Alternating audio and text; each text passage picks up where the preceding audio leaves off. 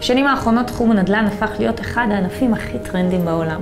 גם בעקבות המשברים שפקדו את התחום, בעצם הביא למחירים נמוכים ותשואות גבוהות. אולם עם כניסתם של המוני אנשים לתחום, תחום השקעות הנדל"ן התגלה כחשוף לסיכוני הונאה רבים, עקב היותו נטול פיקוח עם רמת שקיפות נמוכה ביותר.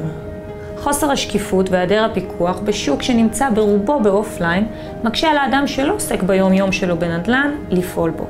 פה אסתטיה נכנסת לתמונה ומציגה פלטפורמה חברתית המדרגת ומנתחת השקעות נדל"ן עם כלים תומכי החלטה.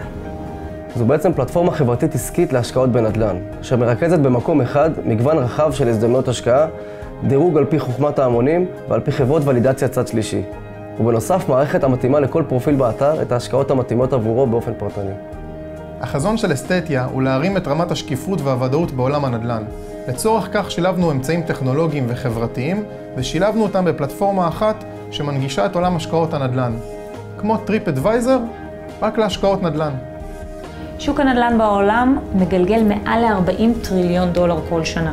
שוק הנדל"ן להשקעה תופס נתח נרחב מכך, כ-22% מכלל עסקאות הנדל"ן בארצות הברית הן עסקאות להשקעה. בארץ, הנתח אפילו גדול יותר. כיום ישנם לא מעט לוחות נדל"ן באתרים שמציגים מידע היסטורי ואזורי נרחב. אולם לא נמצא מקום אחד שמרכז בצורה ברורה למשקיע את כל הנתונים, את נושא השקעות בנדל"ן, מדרג ומנתח אותם, נותן את אפקט שיתוף הפעולה, מוריד את רמת חוסר הוודאות ומעלה את רמת השקיפות בתחום. המודל העסקי של אסתטיה מושתת על תשלומי פרימיום. לקונים ומחפשי השקעות, האתר חינם. בנוסף, ישנן חבילות פרימיום למשווקים ומערכות BI ואפילייטס לבנקים. אסתטיה תושק לקראת סוף 2013. אנחנו נבחן תקופת הרצה ופיתוח ולאחר מכן נצא לשוק הבינלאומי. באותה תקופת הרצה נתמקד באזורי פריפריה, בדגש על אזור הדרום ובאר שבע בפרט, שנהנית כיום מפיתוח מואץ נדל"ני, כמו לדוגמה עיר הבה"דים, מערך התקשוב של צה"ל, ונותנת תשואה גבוהה למשקיעים.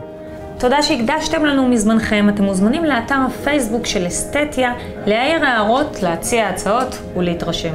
להתראות.